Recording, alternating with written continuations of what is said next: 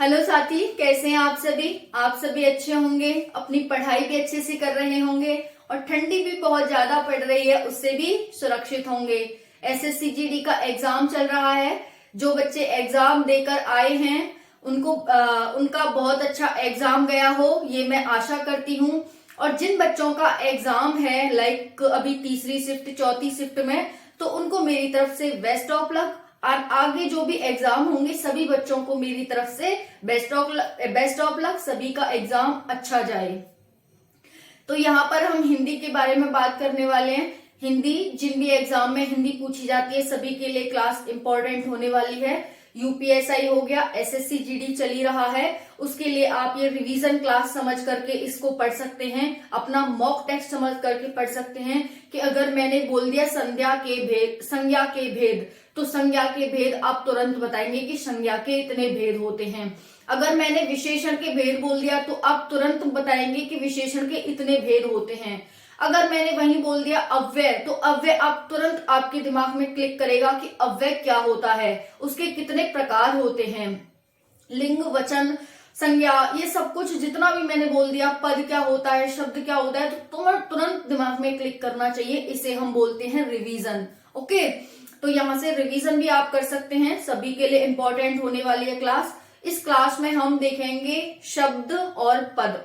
ये शब्द और पद आपको अलग अलग शब्द दिखाई दे रहे होंगे, अलग अलग दिखाई दे रहे होंगे कि शब्द अलग है, पद अलग है। लेकिन अगर हम एक तरह से बात करें तो शब्द और पद एक ही है, लेकिन जब हम इसे वाक्य में उपयोग करने लग जाते हैं तो शब्द का मीनिंग बदल जाता है।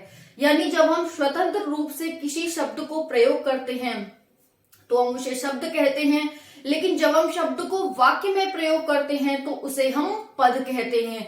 तो शब्द और पद के बारे में ही यहाँ पर हम बात करने वाले हैं। शब्द, इसी क्लास में हम देखेंगे क्रिया क्या होती है, विशेषण क्या होती है, संज्ञा क्या होते हैं, सर्वनाम क्या होते हैं, अव्यय क्या होते हैं, अव्यय के कितने प्रकार होते हैं, संज्ञा के कितने प्रकार होते हैं, सर्वनाम के कितने प्रकार होते हैं। ये सब कुछ आपको आज इसी क्लास में, सिर्फ ज्यादा से ज्यादा आधे घंटे की ये क्लास होने वाली है, इसमें आपको सब कुछ मिल जाएगा जो भी एग्जाम पॉइंट ऑफ व्यू से इम्पोर्टेंट है।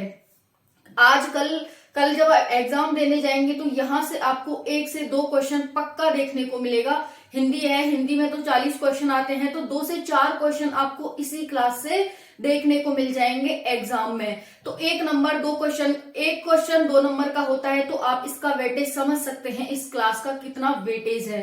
मोस्ट इंपॉर्टेंट क्लास है साथी, या तो आप पहले समझ जाओ या फिर एग्जाम देने के बाद समझ जाना। ये मैंने इस तरह से इस क्लास को डिजाइन किया है। तो हम इस क्लास को पढ़ने वाले हैं।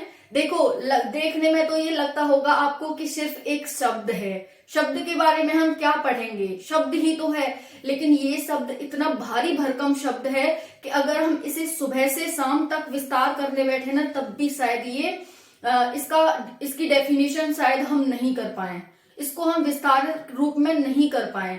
इतना भारी भरकम शब्द है ये, लगता ये कि सिर्फ शब्द है ना। तो चलो देखते हैं ये शब्द है क्या, क्या शब्द है और ये क्या पद है। पद क्या होता है, शब्द क्या होता है, तो देखते हैं। यहाँ पर देखो, जब हमने वर्णमाला करी थी तो वर्णमाला में हमने देखे थे वामन वर्ण होते हैं, स्वर कितने होते हैं, व्यंजन कितने होते हैं, फिर उसमें अंतस्थ, ऊष्म संघर्षी, स्पर्शी व्यंजन, ये सब हमने देखे थे। अब मैं आपसे बात करूं कि वर्ण क्या है, वर्ण क्या है, तो आप बताएंगे कि वर्ण शब्द की सबसे छोटी इकाई होती है। वर्ण शब्द की सबसे छोटी इकाई होती है, इसी को हम वर्ण कहते हैं। अब मैंने कहा कि शब्द की सबसे छोटी इकाई कैसे होती है, तो आपने कहा जैसे मैम हमने लिख दिया राधा, हमने क्या लिख दिया, ये हमने राधा लिख दिया। तो ये राधा क्या है, राधा एक शब्द है। मैंने क्या कहा कि अक्षर, जो हमारा वर्ण है वो शब्द की सबसे छोटी इकाई है। यानी ये जो हमारा शब्द है राधा, इसमें क्या क्या है, तो आपने कहा कि मैम इसमें वर्ण है और अक्षर है। वर्ण प्लस अक्षर मिलकर के किसी शब्द का निर्माण करते हैं। किसका, शब्द का। मैंने कहा अच्छा, तो देखो हमने जब वर्ण की क्लास पढ़ी थी, वर्णमाला की, तो मैंने बताया था आपको कि अगर मैं बात करूं एक क्रम से लेकर सबसे छोटी इकाई क्या होती है? तो सबसे छोटी इकाई मैंने बताया था वर्ड होती है। हमने एक ट्रिक बताई थी, आपको याद है वो ट्रिक क्या बताई थी? VAS2PUV, VAS2PUV, ये मैंने ट्रिक बताई थी। वर्ड, अक्षर, शब्द, 2P यानी कि 2P है यहाँ पर, एक पद, एक पदबंध, फिर उपवाक्य और वाक्य। ये ट्रिक आपसे यहां से एक क्वेश्चन आपसे बन सकता है एग्जाम में कि वाक्य की सबसे छोटी इकाई क्या होती है? वाक्य की सबसे छोटी इकाई क्या होती है? तो आप बताएंगे वर्ड, उसके बाद अक्षर, अक्षर के बाद शब्द, शब्द के बाद पद, पद के बाद पदबंध, फिर उपवाक्य और वाक्य। ठीक है, तो मैंने क्या बताया कि वाक्य की सबसे छोटी इकाई वर्ड होती है। तो मैंने यहाँ पर, ये वाक्य तो है नहीं, राधा कोई वाक्य तो है नहीं, एक शब्द है। वाक्य क्या होता है? जिसमें बहुत सारे शब्द हों, जैसे राधा स्कूल जाती है, ये एक वाक्य है, लेकिन इसमें शब्द क्या है? राधा एक अलग शब्द है, स्कूल एक अलग शब्द है, वाक्य जाती है एक अलग शब्द है एक अलग शब्द है। तो यहाँ पर मैंने ये लिखा राधा, राधा, तो आपने कहा राधा एक शब्द है मैम, मैंने कहा ठीक है। तो मैंने कहा इसमें वर्ड क्या है राधा में? तो आपने कहा कि मैम जो ये र बन रहा है ना, र, ठीक है, अगर हम इसे इस तरह से तोड़ दें, इसे र प्लस अ यानी कि हलंत है और इसमें व्यंजन है, ये प्लस अ लिख दिया, तो ये बनके क्या मिलाएंगे? ये मिलकर क्या बनाएंगे? ये र बनाएंगे। तो ये क्या बन गए? ये बन गया र। तो ये क्या है? एक वर्ड है, यानी कि एक वर्ड ये हो गया और एक वर्ड ये हो गया। यानी अगर मैं बात करूं, र जो अक्षर है, र एक अक्षर है, इसमें कितने वर्ड हैं? तो आप कहेंगे मैम 2 वर्ड हैं इसमें। कितने वर्ड हैं? 2 वर्ड हैं। कौन सा? एक र और एक अ, ये 2 वर्ड हो गए। अब आपको वर्ड समझ आ गया होगा कि हमने जब र को तोड़ा तो हमने 2 वर्णों में तोड़ा, एक र जिसमें हमने नीचे हलंत लगाया और छोटे आ का छोटा आ लगाया, ये दोनों मिलकर के र बनाएंगे। ये आपको क्लियर हो गया होगा वर्ड क्या होता है। वर्ड वाक्य की सबसे छोटी इकाई होती है। अब मैंने कहा ये र क्या है, चलो आपने ये बता दिया, ये र अक्षर हो गया, ये दोनों वर्ड हो गए, ये अक्षर हो गया, और जब ये अक्षर में आ का डंडा लगाया तो फिर हमने धा लगाया, फिर उस पर आ का डंडा लगाया, तो ये एक शब्द बन गया, है ना। तो वैसे कह सकते हैं आप राधा में कितने वर्ड हैं। अगर मैं बात करूं राधा में कितने वर्ड हैं, तो आप कहेंगे मैम राधा में कितने वर्ड हैं, आप मुझे बताएं। देखो र तोड़ेंगे इसे, यहाँ पर देखो र तोड़ लिया, आ का डंडा लगाएंगे, प्लस फिर यहाँ पर आ का डंडा आएगा, बड़ा आएगा ना, तो हम यहाँ पर बड़ा लिख सकते हैं, प्लस वैसे ही हम ध लिखेंगे, यहाँ पर हलंत लगाएंगे, फिर अ लिखेंगे, फिर बड़ा आ लिखेंगे। तो आप क्या कहेंगे राधा में कितने वर्ड हैं? तो राधा में 6 वर्ड हैं। र अ आ ध अ 6 वर्ड हो गए ना, तो ये हुआ।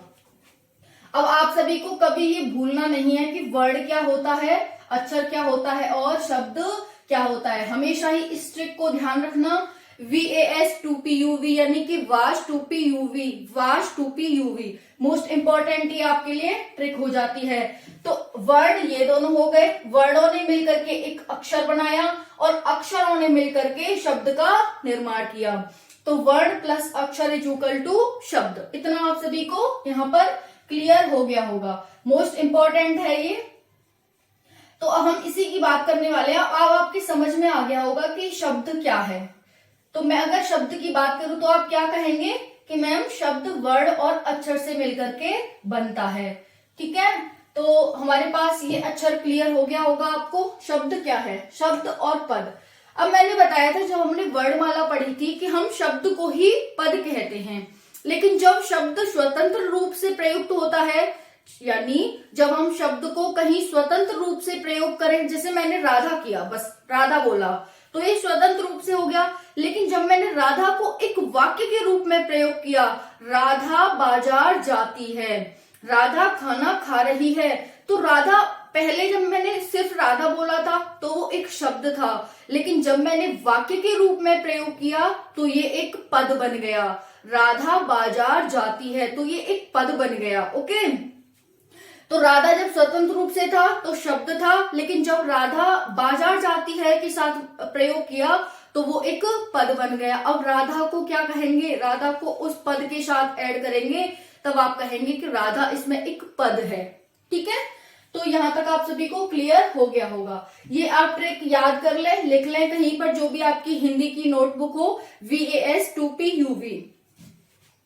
अब देखो शब्द क्या है, तो मैंने बता दिया, जब वाक्य के बाहर कोई शब्द प्रयोग किया हो तो उसे हम शब्द कहते हैं, लेकिन जब वाक्य के अंदर प्रयोग हो, वाक्य में प्रयोग हो कोई भी शब्द, तो उसे हम पद कहते हैं। वैसे इन दोनों का मीनिंग एक ही है, लेकिन प्रयोग के आधार पर इनका मीनिंग बदल जाता है। तो वाक्य से बाहर हो तो शब्द है, वाक्य में हो तो वो पद है। स्वतंत्र रूप से प्रयुक्त होने वाला शब्द को हम शब्द कहते हैं। स्वतंत्र रूप से प्रयोग होने वाला शब्द शब्द कहलाता है। वाक्य के अंदर प्रयोग होने वाला शब्द पद कहलाता है।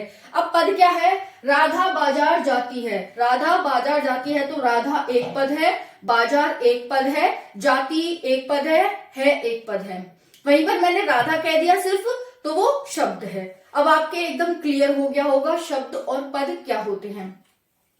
ठीक है, एग्जामिनर आपको यहाँ पर मतलब घुमा भी सकता है, आपको कंफ्यूज भी कर सकता है कि क्या शब्द और पद एक ही है। अगर आपने नहीं पढ़ा तो आप वहीं पर घूम जाएंगे और हो सकता है आप और भी क्वेश्चनों को छोड़ दें इसके चक्कर में कि शब्द और पद एक ही है, हमने तो कभी पढ़ा नहीं। सपोज दैट ऑप्शन में ही दे दिया कि शब्द और पद एक ही होते हैं, ऐसे दे दिया है ना, और सभी ऑप्शन गलत लग रहे हैं आपको, और आपने ये भी नहीं पढ़ा, यही सही था लेकिन आपने नहीं पढ़ा, तो आप हो सकता है इसी के चक्कर में वो क्वेश्चन भी छोड़ दें और ये भी गलत कर दें। तो यहाँ पर ये इसीलिए मैंने आपको ये विस्तार से मैं बता रही हूं यहाँ पर। अब देखो हमारे पास ये हो गया। अब मैंने बताया ये शब्द वाक्य से बाहर प्रयोग होता है और स्वतंत्र रूप से प्रयोग होने वाले शब्द को ही हम शब्द कहते हैं। प्रयोग के आधार पर शब्द कितने प्रकार के होते हैं? प्रयोग के आधार पर शब्द कितने प्रकार के होते हैं? तो आप बताएंगे मैम 2 प्रकार के होते हैं। कौन से? एक विकारी शब्द, दूसरे अविकारी शब्द। पहले विकारी शब्द, दूसरे अविकारी शब्द। विकारी शब्द कौन से होते हैं? यानी जिनमें विकार उत्पन्न हो जाए। विकार का मतलब परिवर्तन। जिन शब्दों में परिवर्तन हो जाए उनको हम क्या कहते हैं? विकारी शब्द कहते हैं। जिनमें परिवर्तन नहीं हो उनको हम अविकारी शब्द कहते हैं। अब परिवर्तन ये थोड़ी ना है कि अपने आप ही हो जाएगा। जब हम किसी वाक्य में कुछ चेंज करेंगे उसके माध्यम से जब परिवर्तन होता है तो उन्हें हम विकारी शब्द कहते हैं।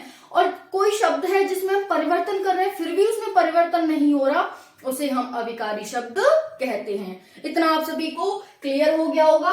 विकारी शब्द एग्जामिनर आपसे पूछ सकता है, क्या विकारी शब्द परिवर्तनशील होते हैं, क्या विकारी शब्द अपरिवर्तनशील होते हैं, क्या विकारी शब्द दोनों होते हैं, क्या विकारी शब्द इनमें से कोई नहीं होते। तो आपको ध्यान रखना है विकारी यानी कि परिवर्तन, अविकारी यानी कि अपरिवर्तन। विकारी शब्द 3 प्रकार के होते हैं। कौन से? विकारी शब्द 3 प्रकार के होते हैं। पहला लिंग, दूसरा वचन, तीसरा कारक। ये आप आज आई होप ये आप मतलब मुझे लगता है कि आप पहली बार पढ़ रहे होंगे इस तरह से। नहीं, आज तक आपको नहीं पता होगा कि ये लिंग वचन कारक कहाँ से आए। पढ़ लेते होंगे कि लिंग 2 प्रकार के होते हैं, संस्कृत में लिंग 3 प्रकार के होते हैं, पुल्लिंग, स्त्रीलिंग, नपुंसक लिंग, लेकिन आपको ये नहीं पता होगा कि ये विकारी के प्रकार होते हैं, है ना। अगर पता हो तो मुझे बताना कमेंट सेक्शन में।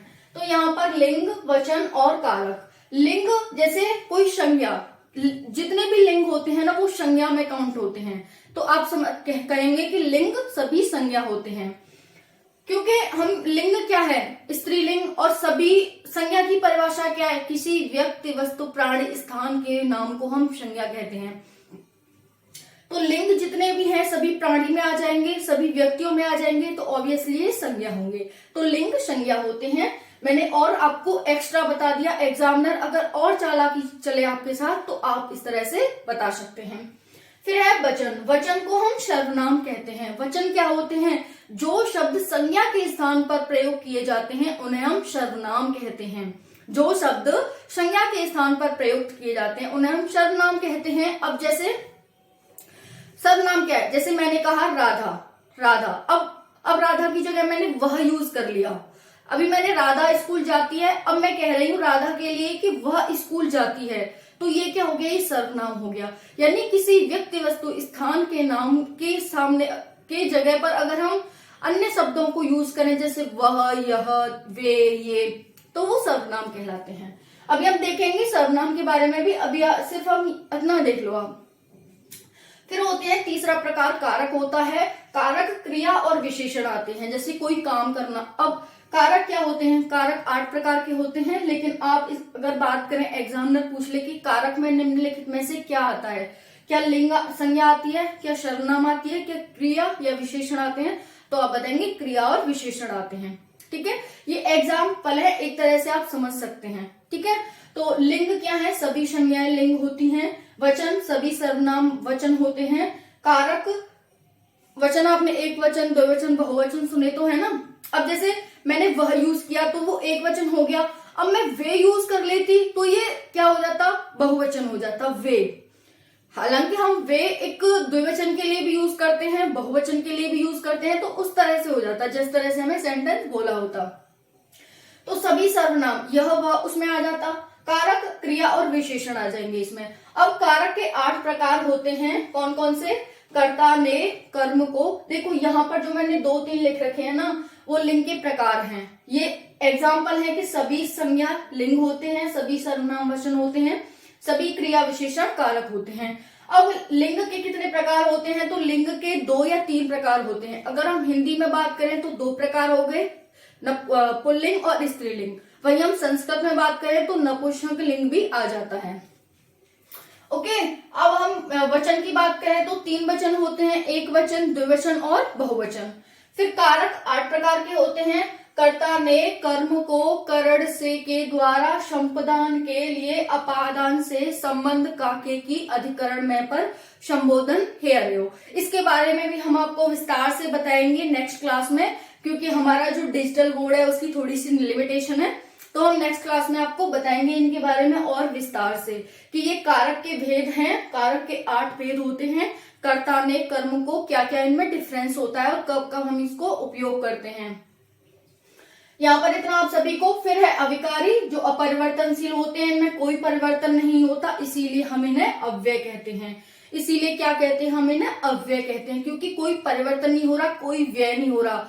जब हम व्यय नहीं करेंगे तो वो अपरिवर्तनशील ही रहेगा। जब हम किसी चीज को व्यय यानी कि खर्च करते हैं तभी तो परिवर्तन होता है। जब हम किसी चीज को खर्च नहीं करेंगे तो परिवर्तन नहीं होगा। इसीलिए हम इन्हें अव्यय यानी कि जो व्यय करने योग्य न हो उसे हम अव्यय कहते हैं। जैसे राधा वहां जाएगी, राधा वहां जाएगी। अगर हम राधा को चेंज करेंगे तभी जाएगी में चेंज होगा, अदरवाइज नहीं होगा। राधा एक क्या है? राधा एक स्त्रीलिंग है, तो जाएगी भी स्त्रीलिंग है। इसका एग्जाम्पल समझना कि कैसे अविकारी होते हैं। राधा वहां जाएगी, राधा वहां जाएगी, तो राधा एक स्त्रीलिंग है तो जाएगी भी स्त्रीलिंग है। अगर मैं राधा की जगह कोई लड़का करूं कि श्याम वहां जाएगा, तो ये भी चेंज होगा उसमें। ऐसा नहीं है कि आप सिर्फ यहां चेंज करोगे, यहां नहीं चेंज करोगे। ठीक है, तो अव्यय का मतलब है कि अगर हम एक शब्द को चेंज करें तो दूसरे शब्द अपने आप चेंज नहीं होता है, हमें करना पड़ता है। नहीं करेंगे तो शब्द गलत हो जाएगा, वाक्य हमारा गलत हो जाएगा। तो राधा वहां जाएगी, ये सही है, लेकिन अगर हम यहाँ कर दें श्याम वहां जाएगी तो गलत है। हमें यहाँ पर श्याम कर रहे हैं तो यहाँ पर भी हमें जाएगा करना पड़ेगा।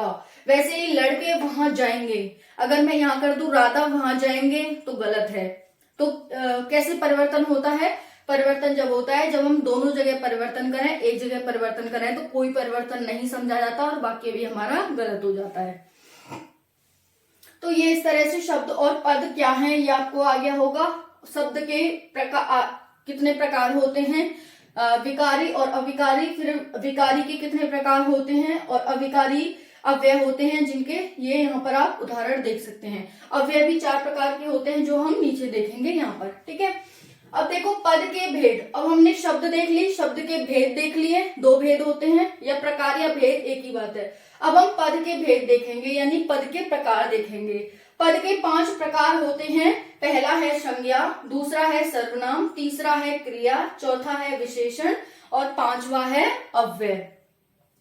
संज्ञा, सर्वनाम, क्रिया, विशेषण, अव्यय। संज्ञा को नाउन कहते हैं इंग्लिश में, सर्वनाम को प्रोनाउन कहते हैं, क्रिया को वर्ब कहते हैं, विशेषण को एडजेक्टिव कहते हैं और अव्यय को हम अव्यय कहते हैं।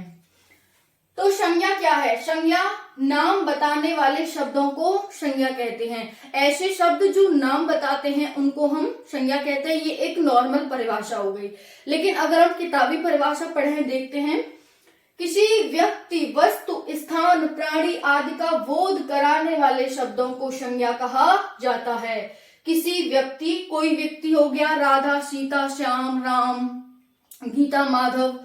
कोई भी वस्तु हो गई, पेंसिल, कलम, कॉपी, इरेजर, कुर्सी, बोर्ड, टेबल, अलमीरा, बेड, कुछ भी हो गया, ये हमारी वस्तु हैं। स्थान, आगरा, मुंबई, दिल्ली, चंडीगढ़, भोपाल, पंजाब, राजस्थान, ये स्थान हो गए। प्राणी, प्राणी में जो सांस लेते हैं, जो जीव हैं, उनको हम प्राणी कहते हैं। प्राणी में मानव भी आता है और जीव भी आते हैं, यानी जानवर भी आते हैं। तो कोई भी गधा, घोड़ा, भैंस, गाय, ये सभी प्राणी। आदि का बोध कराने वाले शब्द, यानी कि इनका बताते हैं कि ये गाय है, कि ये भैंस है, कि ये बकरी है, ये सब, ये मनुष्य है, ये आदमी है, ये स्थान है, ये जगह है, इनका बोध कराते हैं। उन शब्दों को हम संज्ञा कहते हैं। जैसे राधा किसी व्यक्ति का नाम, मथुरा किसी स्थान का नाम, पेंसिल किसी वस्तु का नाम, किताब किसी वस्तु का नाम, गाय किसी प्राणी का नाम। तो ये सभी क्या है, ये संज्ञा है। आप फर्स्ट क्लास से ही संज्ञा पढ़ते आ रहे हैं कि नाउन क्या होता है। संज्ञा के 5 प्रकार होते हैं। कौन कौन से 5 प्रकार होते हैं? व्यक्तिवाचक संज्ञा, जातिवाचक संज्ञा, भाववाचक संज्ञा, समूहवाचक संज्ञा और द्रव्यवाचक संज्ञा। तो संज्ञा के डेफिनेशन क्या है, ये हो गई। एग्जाम्पल क्या है, ये हो गए। संज्ञा के प्रकार क्या है, तो संज्ञा के 5 प्रकार हो गए, जो कि हम नेक्स्ट देखेंगे इधर की साइड। फिर आता है सर्वनाम, जिसे हम इंग्लिश में प्रोनाउन कहते हैं। सर्वनाम क्या होते हैं? तो सर्वनाम की डेफिनेशन यानी परिभाषा है, संज्ञा के स्थान पर प्रयुक्त होने वाले शब्द। या पहला है, संज्ञा के स्थान पर प्रयुक्त होने वाले शब्द या संज्ञा की विशेषता बताने वाले शब्दों को हम सर्वनाम कहते हैं। या तो वो संज्ञा के स्थान पर प्रयुक्त हुए हों या फिर संज्ञा की विशेषता बताते हों, उन्हीं को हम सर्वनाम कहते हैं। जैसे मैं, आप, अभी मैंने बताया था, या तो राधा कह दो या फिर वह कह दो, या फिर या तो मैं या तो श्याम कह दो, श्याम और राम कह दो, या फिर वे कह दो, श्याम और राम, या फिर वे दोनों, ऐसे कह दो। तो श्याम और राम तो यहाँ पर संज्ञा है, लेकिन जब हम वे कहते हैं तो ये सर्वनाम है। राधा संज्ञा है, लेकिन जब हम वह कहते हैं तो वो क्या है, वो एक सर्वनाम है। अब आपको क्लियर हो गया होगा, बहुत ही अच्छे से मैंने आपको समझा दिया है कि सर्वनाम क्या होते हैं। संज्ञा के स्थान पर प्रयुक्त होने वाले शब्द सर्वनाम कहलाते हैं। दूसरी डेफिनेशन है, संज्ञा की विशेषता बताने वाले शब्दों को हम सर्वनाम कहते हैं। मैं, आप, वे, उनके, उसका। अभी आप, कोई मोहित है, मान लो मोहित को मैं अगर मोहित कह रही हूं तो ये संज्ञा है, लेकिन मोहित की जगह मैं आप कह रही हूं। अभी मैं कह रही हूं मोहित आप क्या पढ़ रहे हो, लेकिन मैं कह रही हूं आप क्या पढ़ रहे हो। तो मोहित आप क्या पढ़ रहे हो, वहां पर मैंने संज्ञा का उपयोग किया। अब मैं कह रही हूं आप क्या पढ़ रहे हो, तो यहां पर मैंने सर्वनाम का उपयोग किया। ठीक है। सर्वनाम के 6 भेद होते हैं। कितने? 6 भेद या प्रकार होते हैं। भेद और प्रकार एक ही होते हैं। पहला है पुरुषवाचक सर्वनाम, दूसरा है निजवाचक सर्वनाम, तीसरा है निश्चयवाचक, चौथा है अनिश्चयवाचक, फिर है प्रश्नवाचक और फिर है संबंधवाचक। फिर क्या है? संबंधवाचक। तो यहाँ पर प्रकार देख सकते हैं। देखो, सर्वनाम के 6 भेद होते हैं। कौन कौन से? पुरुषवाचक, निजवाचक, निश्चयवाचक, अनिश्चयवाचक, प्रश्नवाचक और संबंधवाचक। फिर होती है क्रिया, जिसे हम वर्ब कहते हैं। क्रिया जिसे हम वर्ब कहते हैं, इसकी डेफिनेशन यानी परिभाषा क्या है? तो संज्ञा या सर्वनाम के संबंध में कार्य का बोध कराने वाले शब्द को ही हम क्रिया कहते हैं। क्रिया क्या है? कुछ करना क्रिया है, जिसे हमें, मतलब कोई ऐसा शब्द जिसे हमें किसी काम का बोध होता है कि हाँ ये व्यक्ति ये काम कर रहा है। कोई खेलने का, कोई खाने का, पीने का, पढ़ने का, सोने का, ये क्या है? जिससे हमें किसी काम का बोध होता है। जो शब्द हमें किसी कार्य का बोध कराते हैं, उन शब्दों को हम संज्ञा कहते हैं, क्रिया कहते हैं। तो क्रिया वर्ब है। संज्ञा या सर्वनाम के संबंध में कोई कार्य का बोध कराते हैं तो उसे हम क्रिया कहते हैं। तो जैसे खेलना, कूदना, आना, जाना, सोना, रोना, ये सब क्या है? क्रिया है। करना, किसी काम को करना, ऐसे ध्यान रखना हमेशा ही क्रिया को कि काम का करना ही क्रिया कहलाता है। अब काम कुछ भी हो गया, आना जाना, खाना पीना, रोना सोना, कभी रोना मत, हंसते रहना, तो हंसना हमें ज्यादा यूज करना है। ओके, नेक्स्ट है विशेषण। अब क्रिया के दो प्रकार होते हैं, अकर्मक क्रिया और सकर्मक क्रिया। क्रिया के दो प्रकार होते हैं, अकर्मक क्रिया और सकर्मक क्रिया। जिस क्रिया में कर्म हो उसे हम सकर्मक कहते हैं, जिस क्रिया में कर्म न हो उसे हम अकर्मक कहते हैं, यानी कि कर्म नहीं। तो अकर्म यानी जिसमें कर्म नहीं, सकर्म यानी जिसमें कर्म हो। नेक्स्ट है विशेषण, जिसे हम एडजेक्टिव कहते हैं। विशेषण की परिभाषा देखते हैं। संज्ञा सर्वनाम की विशेषता बताने वाले शब्दों को ही हम क्या कहते हैं? विशेषण कहते हैं। यहाँ पर अब देखो, आपको एक यहाँ से हिंट बताती हूँ। संज्ञा में हमने क्या पढ़ा था कि ऐसा शब्द जो व्यक्ति, वस्तु, स्थान, प्राणी आदि का बोध कराता है, यानी नाम बताने वाले शब्दों को हम संज्ञा कहते हैं। फिर हमने सर्वनाम में पढ़ा था कि संज्ञा के स्थान पर प्रयुक्त होने वाले शब्दों को सर्वनाम कहते हैं, जैसे राधा की जगह हमने वह यूज किया। फिर है क्रिया क्या है? तो संज्ञा सर्वनाम के संबंध में कार्य का बोध कराने वाले शब्दों को क्रिया कहते हैं।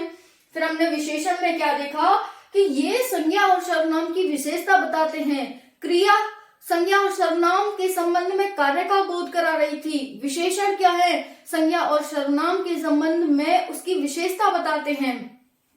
तो यहाँ पर ये डिफरेंस है और आप इसे अच्छे से समझ सकते हैं, ज्यादा हार्ड नहीं है। और मैंने इतने अच्छे से आपको समझाया है, ये एक एक वर्ड और एक एक अक्षर मतलब कितना अच्छे से समझाया है कि मुझे भी ऐसा लग रहा है कि मैंने कितना अच्छे से समझाया है। ठीक है, तो मैंने बहुत अच्छे से आपको समझाया है। विशेषण संज्ञा सर्वनाम की विशेषता बताने वाले शब्दों को हम क्या कहते हैं? विशेषण कहते हैं। जैसे राधा अच्छी बच्ची है, तो राधा क्या है? राधा एक संज्ञा है। ठीक है, यहाँ पर। और अच्छी क्या हो गई? अच्छी एक विशेषण हो गई, यानी कि राधा की विशेषता बता रहा है। राधा बच्ची तो है, ठीक है, लेकिन वो क्या है? अच्छी बच्ची है। बच्ची यहाँ पर कर्म है और ये अच्छी क्या है? यहाँ पर उसकी विशेषता बताई जा रही है, एक विशेषण है अच्छी। तो विशेषण क्या हो गया? अच्छी यहाँ पर विशेषण हो गया। श्याम अपने घर में बड़ा लड़का है। श्याम लड़का तो है लेकिन कैसा है? बड़ा लड़का है। तो बड़ा क्या हो गया? यहाँ पर विशेषण हो गया। ठीक है, तो इस तरह से आप देखेंगे। तो विशेषण में क्या है? जब भी आपको ऐसी आवाज लगे ना कि राधा अच्छी बच्ची है, राधा कैसी बच्ची है, कैसी सोचना, कैसी, कैसा, ऐसे, जब कैसे का आपका आंसर निकल के आएगा ना, वो आपका विशेषण होगा। उसमें जब कैसे का आपको आंसर मिलेगा ना, वो आपका विशेषण होगा। ये एक हिंट और है आपके लिए एक्स्ट्रा मेरी तरफ से। फिर विशेषण के 4 प्रकार होते हैं, सार्वनामिक विशेषण, गुणवाचक विशेषण, संख्यावाचक और परिमाणवाचक।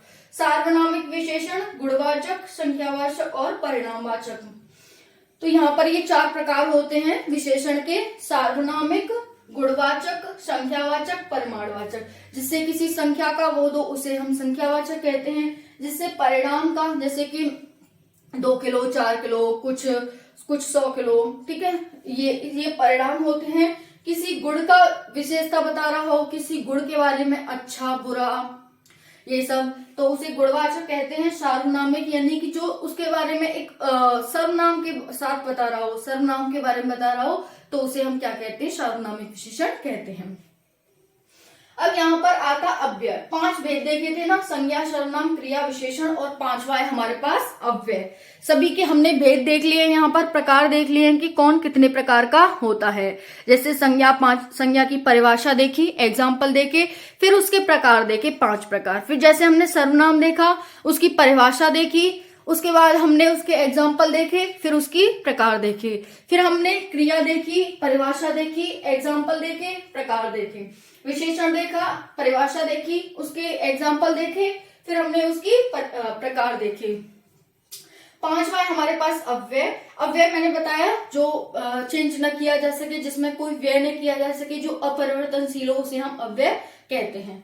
तो जो व्यय न किया जा सके, यानी लिंग, वचन अथवा कारक में परिवर्तन के बावजूद जिन शब्दों में कोई परिवर्तन नहीं होता, उन्हें हम अव्यय कहते हैं। जैसे लिंग, मैंने आपको वहां बताया था ऊपर, मैंने जब देखो यहाँ पर मैंने बताया आपको ऊपर अव्यय, राधा वहां जाएगी। तो ये कह रहा है कि जब हम लिंग में परिवर्तन कर देते हैं, लिंग में परिवर्तन वचन अथवा कारक में हम परिवर्तन के बावजूद जिन शब्दों में कोई परिवर्तन नहीं होता उसे हम अव्यय कहते हैं। अगर मैंने लिंग में राधा में परिवर्तन किया है, यानी राधा की जगह मैंने श्याम लिख दिया, और मैंने पीछे परिवर्तन नहीं किया है, जाएगी की जगह कोई परिवर्तन नहीं किया, तो उसके बाद भी उसमें कोई परिवर्तन नहीं होगा, वो सेंटेंस हमारा गलत माना जाएगा। ठीक है, तो यही होता है कि हमें सभी कुछ चेंज करना होगा, जब ही चेंज होगा, अदरवाइज में कोई चेंज नहीं होगा। अब इसके 4 प्रकार होते हैं, अर्थ के आधार पर इसके 4 प्रकार हैं। क्रिया विशेषण अव्यय, संबंध बोधक अव्यय, समुच्चय बोधक अव्यय और विस्मयार्थ बोधक अव्यय। शब्दों को पकड़ना, शब्दों से ही आपको अर्थ समझ आएगा और उससे ही आप एग्जाम्पल बना पाओगे। तो देखते हैं, हमने यहाँ पर देख लिया डेफिनेशन में कि जो व्यय न किया जा सके, यानी लिंग वचन अथवा कारक में परिवर्तन के बावजूद जिन शब्दों में कोई परिवर्तन नहीं होता उनको हम अव्यय कहते हैं। 4 प्रकार के होते हैं अर्थ के आधार पर ये अव्यय, ये आप यहाँ पर देख सकते हैं। पहला है क्रिया विशेषण अव्यय, दूसरा है संबंध बोधक अव्यय, तीसरा है समुच्चय बोधक अव्यय, चौथा है विस्मयार्थ बोधक अव्यय। अब देखो क्रिया विशेषण अव्यय की है क्या है क्रिया विशेषण, यानी कि जो क्रिया की विशेषता बताते हैं, ऐसे शब्द जो क्रिया की विशेषता बताते हैं उन्हें हम क्रिया विशेषण अव्यय कहते हैं। तो आप डेफिनेशन लिख लेना, क्योंकि बोर्ड है तो थोड़ी लिमिटेशन है, मैं सब कुछ नहीं लिख सकती। तो आप क्रिया विशेषण अव्यय अपनी कॉपी में लिख लेना कि ऐसे शब्द जो क्रिया की विशेषता बताते हैं उन्हें हम क्रिया विशेषण अव्यय कहते हैं। जैसे एग्जाम्पल लिख लेना, राधा धीरे धीरे चलती है। तो राधा धीरे चलती है ये भी तो हो सकता था, लेकिन धीरे धीरे 2 बार आया है, तो यानी कि ये तो क्या है, क्रिया है, धीरे चलना। चलती है ये क्रिया हो गई, लेकिन धीरे धीरे ये क्या हो गया, क्रिया विशेषण हो गया। तो धीरे धीरे यहाँ पर क्रिया विशेषण है। राधा तेज तेज लिखती है, तो यहाँ पर ये तो होगी हमारे पास क्रिया लिखती है, लेकिन तेज तेज क्या हो गया, क्रिया विशेषण हो गया। तो आप सभी को ये ध्यान रखना है इसमें क्रिया विशेषण क्या है, जो भी शब्द 2 बार आता है और एक ही शब्द 2 बार रिपीट होता है उसी को हम क्रिया विशेषण यहाँ पर कहेंगे। फिर होता है संबंध। अब क्रिया विशेषण के 4 प्रकार होते हैं। कौन कौन से क्रिया विशेषण के 4 प्रकार, स्थानवाचक, कालवाचक, रीतिवाचक और परिणामवाचक। 4 यहाँ पर आप क्रिया विशेषण के प्रकार होते हैं, वो भी आप देखेंगे आगे चल के। ठीक है, तो यहाँ पर ये क्रिया विशेषण की डेफिनेशन क्या हो गई, ऐसे शब्द जो क्रिया की विशेषता बताते हैं उन्हें हम क्रिया विशेषण कहते हैं। जैसे राधा धीरे धीरे चलती है, राधा तेज तेज लिखती है। सेकंड है संबंध बोधक अव्यय, यानी कि संबंध बताते हैं, जो शब्द संबंध बताते हैं एक शब्द का दूसरे शब्द के साथ, उसी को हम क्या कहते हैं, संबंध बोधक अव्यय कहते हैं।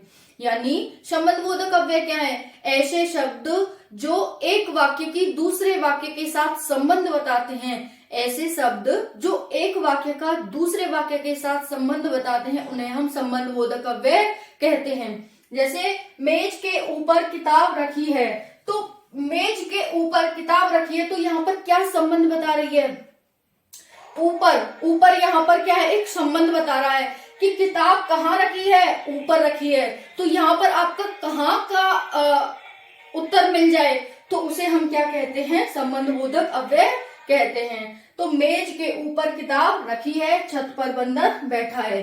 पर कहाँ बैठा है बंदर, छत पर। तो कहाँ का आंसर मिल जाए वही हमारे पास संबंध बोधक अव्यय होगा। संबंध बोधक तो ऊपर हो गया, छत पर हो गया। नेक्स्ट है समुच्चय बोधक अव्यय। समुच्चय बोधक अव्यय क्या होते हैं, यानी कि समुच्चय बताने। अब संबंध बोधक के 13 प्रकार होते हैं जो कि हम नेक्स्ट क्लास में देखेंगे। अभी सिर्फ आप इतना मोटा मोटा देख लें, एसएससी जीडी में तो मोटा मोटा ही पूछा जा रहा है, तो आप इस क्लास में से देख सकते हैं कि क्रिया विशेषण के 4 प्रकार और संबंध बोधक अव्यय के 13 प्रकार होते हैं। तो संबंध बोधक मैंने बताया, संबंध बताते हैं जैसे कि छत पर बंदर बैठा है, पर कहाँ पर बैठा है, पर छत पर। मेज के ऊपर, किताब कहाँ रखी है, मेज के ऊपर। समुच्चय बोधक 2 शब्दों वाक्यों को जोड़ने का काम करते हैं। समुच्चय बोधक क्या करते हैं, 2 शब्दों या वाक्यों को जोड़ते हैं, उन्हें हम समुच्चय बोधक अव्यय कहते हैं। जैसे अर्जुन और भीम भाई हैं, तो और शब्द जो और एक शब्द है ना, उसने अर्जुन और भीम दोनों को जोड़ा है। अर्जुन और भीम को किस वाक्य के द्वारा जोड़ा गया है, और वाक्य के द्वारा। तो और क्या है यहाँ पर, समुच्चय बोधक अव्यय है। समुच्चय बोधक अव्यय यहाँ पर और है। वैसे ही सीता और गीता दोनों बहनें हैं। सीता और गीता बाजार जाती हैं, सीता और गीता लिखती हैं, सीता और गीता पढ़ती हैं। तो और यहाँ पर सीता और गीता को जोड़ने का काम कर रहा है, इसीलिए ये समुच्चय बोधक अव्यय हो जाएगा। इसके दो प्रकार होते हैं समुच्चय बोधक अव्यय के। नेक्स्ट है विस्मयादि बोधक अव्यय। कौन सा? विस्मयादि बोधक अव्यय। तो विस्मयादि बोधक अव्यय क्या होता है, इसके बारे में हम देखते हैं। मन के भावों को प्रकट करने वाले शब्द को हम विस्मय, जैसे विस्मय हो जाना, या तो आप अच्छी चीज और बुरी चीज दोनों के बारे में विस्मय में पड़ जाते हैं, तो विस्मय बोधक अव्यय क्या होते हैं? मन के भावों को प्रकट करने वाले शब्द विस्मय बोधक कहलाते हैं। जैसे वाह क्या क्लास है, वाह क्या पढ़ाई है, वाह क्या इमेज है, वाह क्या सीनरी है। वाह की जगह पे और कुछ भी आप उपयोग कर सकते हैं, ठीक है। तो ये सब क्या होते हैं, जिससे हम आश्चर्य, जिससे हम अपनी इमेजिनेशन को बताते हैं, जिससे हम अपनी फीलिंग को बताते हैं, अच्छी हो या बुरी, उसी को हम विस्मयादि बोधक अव्यय कहते हैं। तो मन के भावों को प्रकट करने वाले शब्द विस्मयादि बोधक अव्यय कहलाते हैं। तो यहाँ पर ये चार प्रकार हो गए अव्यय के: क्रिया विशेषण अव्यय, संबंध बोधक अव्यय, समुच्चय बोधक अव्यय, विस्मयादि बोधक अव्यय। क्रिया विशेषण, किसी क्रिया की विशेषता बताने वाले शब्द क्रिया विशेषण, धीरे धीरे, तेज तेज। संबंध बोधक, संबंध बताने वाले शब्द, जैसे कि किताब कहाँ रखी है, तो मेज के ऊपर रखी है। कहाँ पर? मेज के ऊपर। बंदर कहाँ बैठा है, तो छत पर बैठा है। वैसे ही समुच्चय बोधक, जब दो शब्दों को जोड़ने का काम करते हैं, जैसे अर्जुन और भीम, और ने जोड़ दिया इन दोनों को। विस्मयादि बोधक अव्यय मन के भावों को प्रकट करते हैं, उनको हम विस्मयादि बोधक कहते हैं। क्रिया विशेषण के 4 प्रकार, संबंध बोधक के 13 प्रकार, समुच्चय बोधक के 2 प्रकार और विस्मयादि बोधक अव्यय के 8 प्रकार होते हैं। ये आप सभी को इतना क्लियर हो गया होगा। इसकी पीडीएफ भी आपको मिल जाएगी, तो बिल्कुल भी परेशान नहीं होना है। अब नेक्स्ट देखते हैं। जैसे देखो, हमने यहाँ पर क्रिया विशेषण देखा था, ये हमने क्रिया विशेषण देखे। हमने यहाँ पर ये अर्थ के आधार पर अव्यय 4 प्रकार के होते हैं। पहला हमने देखा था क्रिया विशेषण, यहाँ पर आप देख सकते हैं नीचे, अर्थ के आधार पर 4 प्रकार के होते हैं। पहला क्रिया विशेषण, तो क्रिया विशेषण को हम इधर देखते हैं, ठीक है। तो यहाँ पर हम देखने वाले हैं क्रिया विशेषण को। तो यहाँ पर देखें, क्रिया विशेषण 4 प्रकार के होते हैं। कौन कौन से? स्थानवाचक, कालवाचक, रीतिवाचक और परिणामवाचक। स्थानवाचक यानी कि जो स्थान के बारे में बताते हैं, उन्हें हम स्थानवाचक क्रिया विशेषण कहते हैं। कौन से? जैसे श्याम बाहर गया।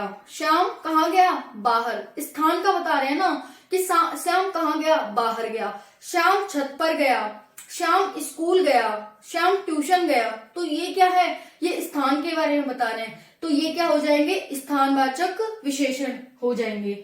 नेक्स्ट है काल। श्याम सुबह स्कूल गया। कब गया? सुबह। तो सुबह एक क्या हो गया? काल हो गया। काल आप सभी जानते हैं 3 प्रकार होते हैं, भूतकाल, भविष्यकाल और वर्तमान काल। तो इसने टाइम बताया कि कब गया, यानी कि वो भूत में गया है, पहले जा चुका है, सुबह गया था। तो यहाँ पर ये हो जाएगा कालवाचक में अपनी बात अभी कहिए। अभी उसने टाइम दिया है कि अभी कहिए आप अपनी बात। नेक्स्ट है रीतिवाचक। रीतिवाचक यानी एक रीति से, आपने रीति सुनी होगी ना, जैसे सुनते ही होंगे आप, रीति यानी ट्रेडिशन होती है एक टाइप की। तो रीतिवाचक विशेषण होता है अचानक बिजली कौंद उठी।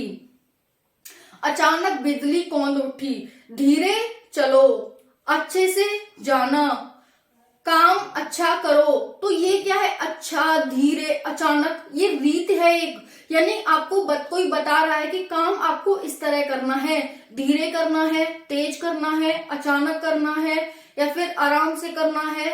ये सब क्या हो गए? ये रीतिवाचक विशेषण हो गए, क्रिया विशेषण। फिर है परिणामवाचक क्रिया विशेषण। परिणाम, अच्छा परिणाम, बुरा परिणाम, ठीक है। परिणाम को हम नाप तौल के आधार पर काउंट करते हैं, आप सभी जानते हैं। तो परिणाम जैसे पानी पर्याप्त मात्रा में बह रहा है, पर्याप्त मात्रा में बह रहा है, तो ये परिणाम है एक। जरा दूध दीजिए, जरा दूध दीजिए, 2 किलो आलू दीजिए, 5 किलो चीनी दीजिए। तो ये क्या है? ये परिणाम है, जिसे हम रिजल्ट के आधार पर माप तौल करते हैं ना। जितने भी माप तौल के मतलब जितने भी माप तौल की गणनाएं आती हैं, कैलकुलेशन आती है, उन सभी को हम परिणाम में काउंट करते हैं। तो ये क्रिया विशेषण के 4 प्रकार हो गए, मोस्ट इंपॉर्टेंट है। इसके आधार पर अब आप अन्य एग्जाम्पल भी ले सकते हैं और एग्जाम में आता है तो आप ऐसे इसके अकॉर्डिंग ही आप उनको ठीक कर सकते हैं। नेक्स्ट है संज्ञा के 5वें, जैसे यहाँ पर संज्ञा, नेक्स्ट हम सर्वनाम भी देखेंगे, नेक्स्ट क्लास में सर्वनाम के भेद देखेंगे, क्रिया के भेद देखेंगे, विशेषण के भेद देखेंगे। जैसे हमने यहाँ पर क्रिया विशेषण के भेद देखे और संज्ञा के भेद देखे, तो जो बच गए वो हम नेक्स्ट क्लास में देखेंगे, तो टेंशन बिल्कुल ही मत लेना।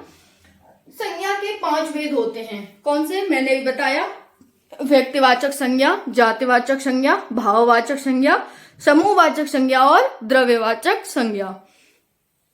यानी व्यक्ति के बारे में जो संज्ञाएं बताती हैं। संज्ञा की हमने डेफिनेशन क्या पढ़ी थी, संज्ञा क्या होती है, किसी व्यक्ति, वस्तु, जाति, स्थान या प्राणी के नाम को हम संज्ञा कहते हैं। तो जब कोई भी संज्ञा व्यक्ति के बारे में बता रही है, सिर्फ व्यक्ति के बारे में, राधा, सीता, गीता, मोहन, रमा, उमा, व्यक्ति के बारे में बताने वाले शब्दों को हम व्यक्तिवाचक संज्ञा कहते हैं। जाति, किसी जाति के बारे में, लड़के, तो एक पूरी जाति हो गई लड़कों की, सभी लड़के आ गए, उसमें कोई पर्टिकुलर लड़का नहीं है, तो लड़कों की एक जाति हो गई, लड़कियां, लड़कियों की एक जाति हो गई, महिलाएं, महिलाओं की एक जाति हो गई, पुरुष, पुरुषों की एक पूरी जाति हो गई। तो ये क्या है, जातिवाचक संज्ञा। तो ऐसी शब्द जिसमें जो हमें जाति का बोध कराते हैं उनको हम क्या कहते हैं, जातिवाचक संज्ञा कहते हैं। फिर है भाववाचक संज्ञा, भाव के बारे में बोध कराने वाले। भाव का मतलब जैसे कोई अच्छा इंसान है तो उसका भाव का बोध करा रहे हैं, तो उनको हम क्या कहेंगे, भाववाचक संज्ञा कहेंगे। फिर है समूहवाचक संज्ञा, समूह जैसे जानवरों का समूह। अब जानवरों का समूह, उसमें ये तो नहीं कहा कि सिर्फ गायों का समूह है, वो तो एक जाति हो जाती, लेकिन समूह में तो उसमें हो सकता है व्यक्ति भी हो सकता है उसमें जानवर भी हो, जानवरों की भी बहुत सारी विविधता हो, गाय भी हो, भैंस भी हो, बकरी भी हो, तो ये समूह हो गया। तो समूहवाचक संज्ञा यानी कि कलेक्टिव नाउन। फिर आता है द्रव्य, द्रव्य का मतलब पानी, ठीक है, पानी, दूध, दही, छाछ, मठा, ये क्या हो गई, द्रव्यवाचक। और जब हम इसे काउंट करते हैं तो उसे हम परिणामवाचक कहते हैं, 2 किलो, 4 किलो। द्रव्य क्या होगी, मटेरियल नाउन कहते हैं इसे इंग्लिश में। जब हम द्रव्य के आधार पर कोई बातचीत संज्ञा का यूज करते हैं तो उसे हम द्रव्यवाचक संज्ञा कहते हैं। तो व्यक्तिवाचक संज्ञा प्रॉपर नाउन, जातिवाचक संज्ञा कॉमन नाउन, भाववाचक संज्ञा एब्स्ट्रैक्ट नाउन, समूहवाचक संज्ञा कलेक्टिव नाउन एंड द्रव्यवाचक संज्ञा मटेरियल नाउन। तो ये यहाँ पर संज्ञा के 5 प्रकार, क्रिया विशेषण के 4 प्रकार, पद के 5 भेद, शब्द के 2 भेद, फिर उसके आधार पर हमने 3 भेद, 8 भेद, 2 भेद, इस तरह से देखें यहाँ पर। तो यहाँ पर ये आप सब देख सकते हैं, ये इसके भेद हैं, लिंग के 2-3 भेद, वचन के 3 भेद, कारक के 8 भेद, यहाँ पर ये विकारी के 3 भेद, अविकारी के 1 भेद, अव्यय होता है। फिर यहाँ पर पर के 5 भेद, फिर हमने अव्यय के 4 भेद, क्रिया विशेषण के 4 भेद, सर्वनाम के 6 भेद, क्रिया के 2 भेद, विशेषण के 4 भेद। इस तरह से हमने प्रकार देखे हैं। कल जो 20 में से बच गया है वो हम कल देखेंगे। आज थोड़ी सी लंबी क्लास हो गई है, लेकिन समझाया भी बहुत ही अच्छे से, आप सभी को आनंद आ जाएगा आप सभी को क्लास पढ़ के। तो अच्छे से आपको क्लास पढ़ना है और पीडीएफ टेलीग्राम पर मिल जाएगी, तो ज्वाइन कर लेना। ओके, तो क्लास कैसी लगी कमेंट सेक्शन में बताना, कोई भी डाउट हो आप अवश्य पूछना। मिलते हैं नेक्स्ट क्लास में। जय हिंद, जय भारत।